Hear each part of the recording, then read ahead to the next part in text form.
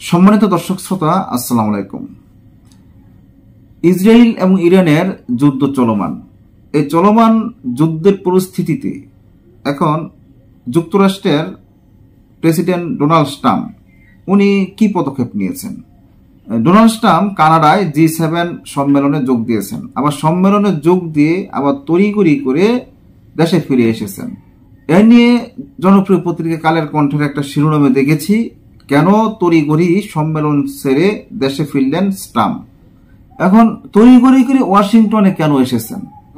এই ইরান এবং ইসরায়েল যে যুদ্ধ চলছে, এই যুদ্ধ বিরতির জন্য ওয়াশিংটনে এসে উনি কোনো আলোচনায় বসবেন, নাকি যুদ্ধ চলমান থাকবে এবং যুদ্ধটা যাতে বিরতি না হয় এর জন্য কিছু আলোচনা করবেন?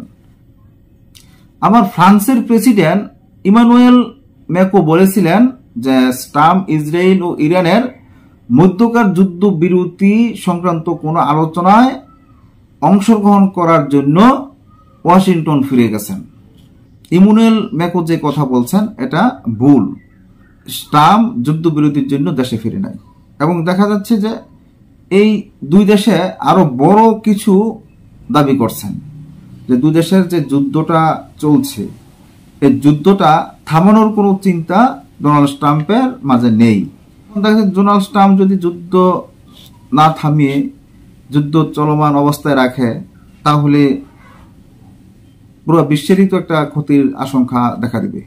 এই বিষয়ে একটা রিপোর্ট পেয়েছি, যে রিপোর্টে আমরা দেখব যে ডোনাল্ড ট্রাম্প কেন তড়িঘড়ি করে কানাডা ছেড়ে দেশে ফিরেছেন। তড়িঘড়ি করে কানাডার চলমান G7 সম্মেলন ছেড়ে দেশে ফিরেছেন মার্কিন প্রেসিডেন্ট ডোনাল্ড ট্রাম্প। এর কারণ হিসেবে তিনি ইরান ইসরায়েলের যুদ্ধবিরতি নয়, বরং আরো বড় কিছু বলে দাবি করছেন। এর আগে ফ্রান্সের প্রেসিডেন্ট ইমানুয়েল ম্যাক্রো বলেছিলেন ট্রাম্প ইসরায়েল ও ইরানের মধ্যকার যুদ্ধবিরতি সংক্রান্ত কোনো আলোচনায় অংশগ্রহণ করার জন্য ওয়াশিংটন ফিরে গেছেন। তবে ইমানুয়েল ম্যাক্রো ভুল বলেছেন। উল্লেখ করে ট্রাম্প তার টুইট সোশ্যালে লিখেছেন, আমি কেন ওয়াশিংটন ফিরে যাচ্ছি সে ব্যাপারে ম্যাক্রোর কোনো ধারণাই নেই। তবে এটা নিশ্চিত যে এর সঙ্গে যুদ্ধবিরতির কোনো সম্পর্ক নেই, এটি তার থেকেও বড় কিছু।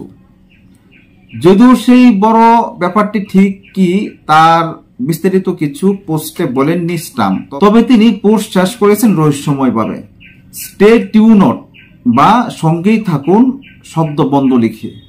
ডোনাল্ড ট্রাম্প ওনার যে পোস্ট, এই পোস্টটা শেষ করেছেন রহস্যজনক একটা সংকেত দিয়ে। ইসরায়েল এবং ইরানের যুদ্ধ বিরতির ব্যাপারে ট্রাম্প কিছুই বলে নাই, এখানে এটাই বোঝানো হয়েছে। এখন এ নিয়ে অনেক আলোচনা সমালোচনা হচ্ছে। সেই সমালোচনার কারণে আজকে ডোনাল্ড ট্রাম্পকে নিয়ে সারা বিশ্বের মানুষ যে একটা আশা করেছিল যে সারা বিশ্বের যুদ্ধগুলো বন্ধ হয়ে যাবে, কিন্তু এখন দেখা যাচ্ছে যে ইসরায়েলের যুদ্ধটা এখনো বন্ধ হয় না। ইসরায়েল যেন তারা একের পর এক দেশের সাথে যুদ্ধ লেগেই আছে। কি কারণে এভাবে ইসরায়েল একের পর এক দেশের সাথে এভাবে যুদ্ধ চালাচ্ছে? আজ এই পর্যন্তই। আল্লাহ হাফেজ।